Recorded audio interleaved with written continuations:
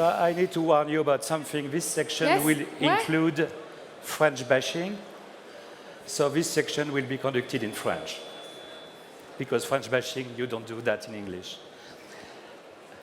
Nicolas, on est là pour parler de politique. Alors, il faut faire un petit peu d'histoire. France Digital, c'est une association qui a été créée au printemps 2012.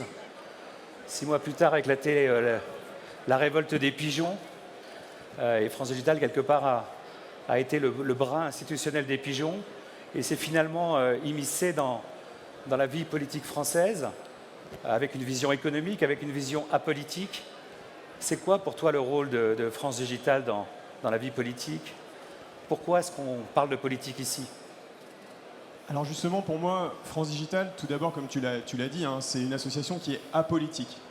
Mais quand on regarde ce qui se passe dans le digital, on voit quand même qu'on ne peut pas passer à côté du débat politique, comme par exemple pour éviter des erreurs comme celle des pigeons à l'époque. Donc on se doit, en tant qu'écosystème, d'éduquer finalement nos politiques et d'être capable soit de leur apporter des idées innovantes, soit de les alerter quand ils prennent des mauvaises décisions.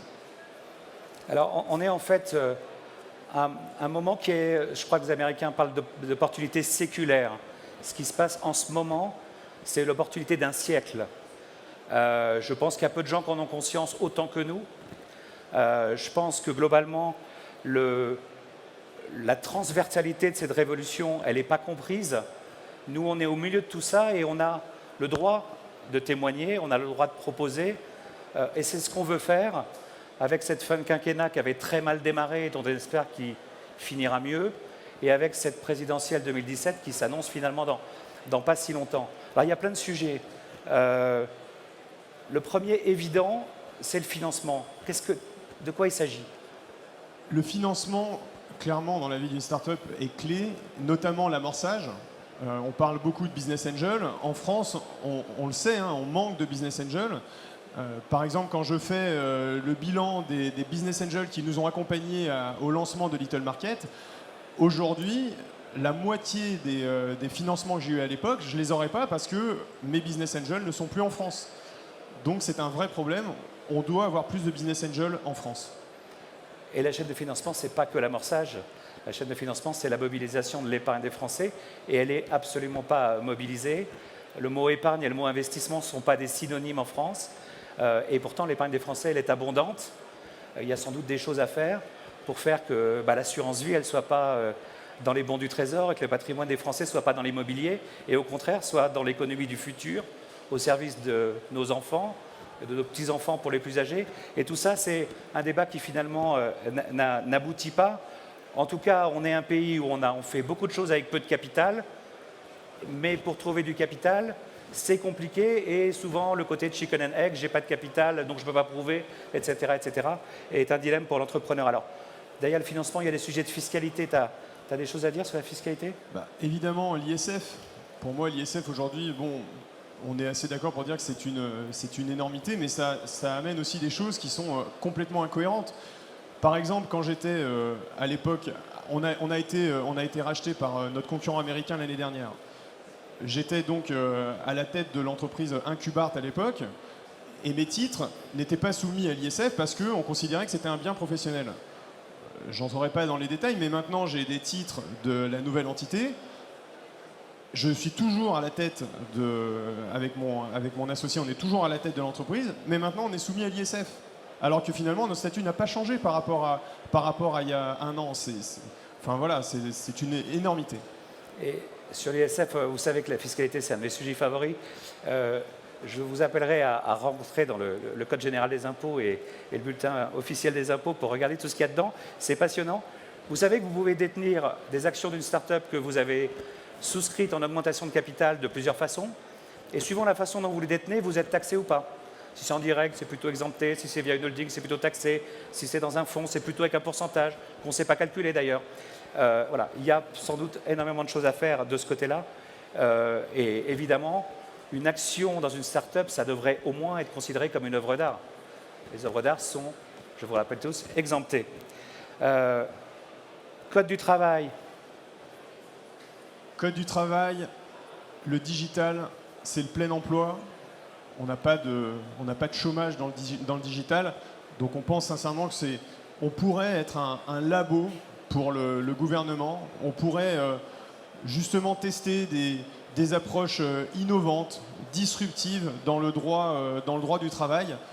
Parce que justement, on est quand même un secteur qui est dérisqué. Donc on pourrait tester des choses innovantes et justement montrer l'effet positif de cette disruption du droit social.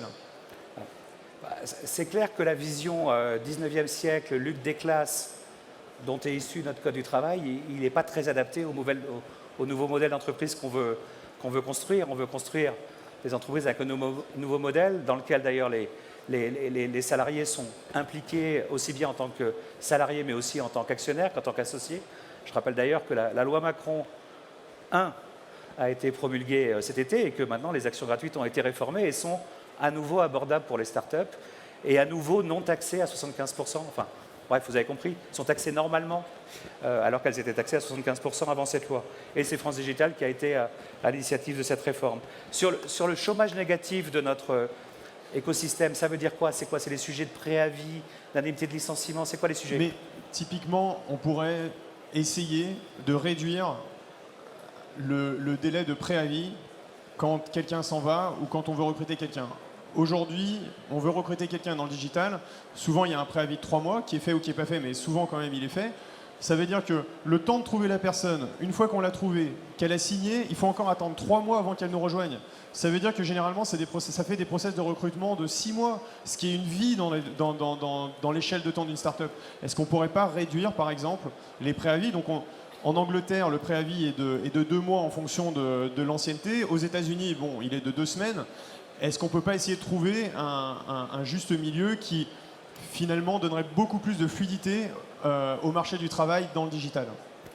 Moi, je peux témoigner en tant qu'investisseur et post-levée de fonds, le nombre de startups qui ne font pas leur plan d'embauche, de peur de ne pas être capable de faire les éventuelles restructurations nécessaires si le plan ne fonctionne pas, c'est forcément des dizaines, des milliers de jobs qui ne sont pas créés par peur de ne pas pouvoir se séparer des collaborateurs. Et c'est vrai que dans un secteur à chômage négatif, puisque le digital est à chômage négatif, expérimenter sur ces sujets-là, c'est forcément faisable, sans casse, et avec sans doute une démonstration de cercle vertueux.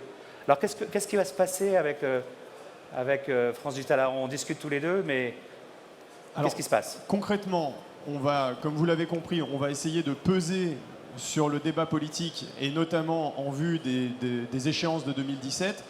Donc l'idée, c'est d'avoir une approche bottom-up. Donc on va interroger les membres de France Digital pour essayer de ressortir 3 à 5 thèmes qu'on essaiera ensuite de soumettre et d'imposer dans le débat politique, encore une fois, des échéances de 2017. C'est une logique à la Nicolas Hulot, mais en mode coopératif, collaboratif? Exactement. Il y a quand même un risque pour que le débat de 2017 tourne autour de sujets qui finalement sont un peu populistes et ne nous intéressent pas plus que ça. Nous, on a vraiment envie d'amener dans ce débat le digital parce qu'on pense que effectivement, la France peut sortir par le haut grâce au digital. Alors moi, j'ai un grand challenge à vous lancer à tous. On s'est aperçu au moment des pigeons que via les réseaux sociaux, on pouvait mobiliser contre de façon extrêmement rapide et de façon extrêmement rapide. La grande question de l'année qui vient, c'est est-ce qu'on va être capable de mobiliser pour?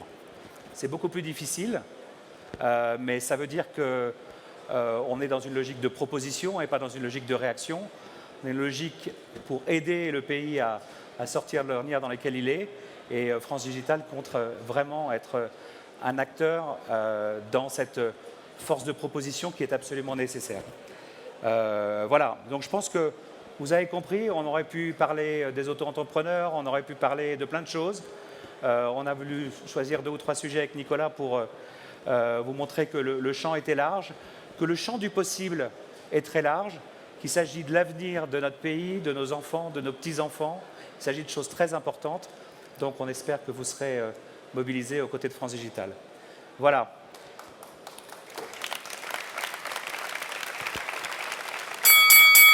Il n'y a pas que des mauvaises nouvelles. on arrive de bonne. On a le baromètre de France Digital qui, comme chaque année, est annoncé aujourd'hui. Et donc, on va accueillir qui? Xavier L'Orphelin. Et puis Franck Sebag de EY. Et voilà, bon Xavier baromètre. L'Orphelin de Serena.